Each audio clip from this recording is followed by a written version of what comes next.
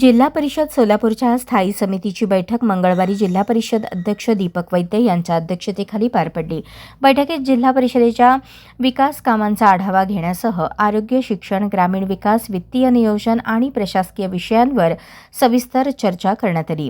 यावेळी विविध विभागांकडून सुरू असलेल्या विकास कामांचा आढावा घेण्यात आला। निधीचा वापर, कामांची प्रगती आणि पुढील नियोजनाबाबत सदस्यांनी सूचना मांडल्या।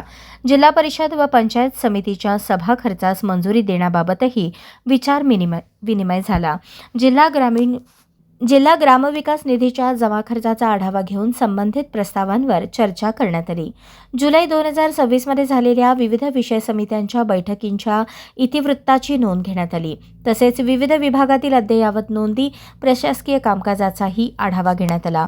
या बैठकीस जिल्हा परिषद अध्यक्ष दीपक वैद्य, उपाध्यक्ष इंद्रजित पवार, आरोग्य व शिक्षण समिती सभापती चेतन सिंह केदार, कृषी व संवर्धन समितीचे सभापती रामप्पा शेट्टे, महिला व बाल कल्याण समिती सभापती अमृता वाघे, समाज कल्याण समिती सभापती संस्कृती सातपुते, मुख्य कार्यकारी अधिकारी कुशल जैन, सहाय्यक मुख्य कार्यकारी अधिकारी संदीप कोहिनकर, उपमुख्य कार्यकारी अधिकारी सूर्यकांत भुजबळ, वित्त व लेखा अधिकारी विनाश वाकडे, संबंधित विभागांचे अधिकारी तसेच जिल्हा परिषद सदस्य उपस्थित होते।